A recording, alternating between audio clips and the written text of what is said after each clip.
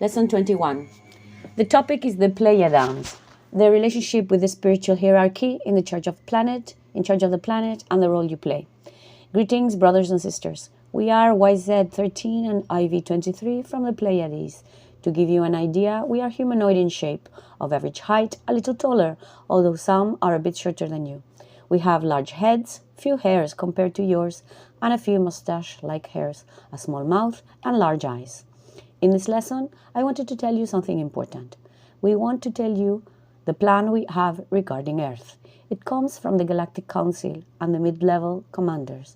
Our particular role in all of this is to protect a certain flank of the solar system so that certain extraterrestrial races with very bad intentions who wish to invade the planet, destroy it, and seize all its natural resources cannot reach us from that direction.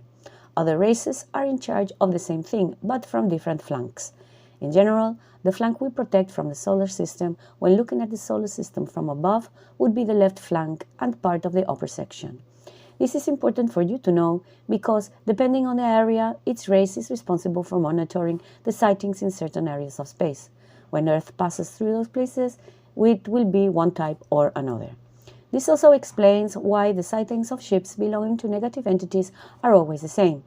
We cannot monitor all the time and the entire territory. It is very difficult. That is why some always slip through, which means that the sightings repeat themselves over a certain period. This period usually depends on Earth's orbit, obviously, but it's usually the end of winter, the beginning of spring. That is when they are most frequent. Likewise, the sightings you have made of our ships are quite common. Our ships usually use a cloaking system. They are usually visible in near-infrared light. We are almost never visible in visible light. And if you do see us, they are luminous ships with bluish light and very little white light. If you are wondering if you have had sightings with us, the answer is no. Very few and only a selected few. You already have a certain connection with us. Our intention is not to change your destiny. You are creating your own destiny and you are responsible for it. Our mission is to protect the planet on that particular flank, preventing any evil forces from infiltrating. The relationship with the spiritual hierarchy that protects the planet is quite interesting, to put it simply. We are in contact with them and they also act as guardians on the planet, so that if any negative extraterrestrial entity appears, what you know as the Greys or any other negative race, we will prevent their activity from increasing. They always try to repeat their activity in the same places because the doors between dimensions and between the spaces they travel in are only open for a certain amount of time and in certain places. That is why, when sightings occur, more than one is seen at a time over a period of 2 or 3 months, because the dimensional windows last that long, between 2 and 3 months, but generally a month or a month and a half. The relationship with the Galactic Council is quite close. We are always working together, always exchanging information. There are other races that don't, but they also share some of the objective of our mission.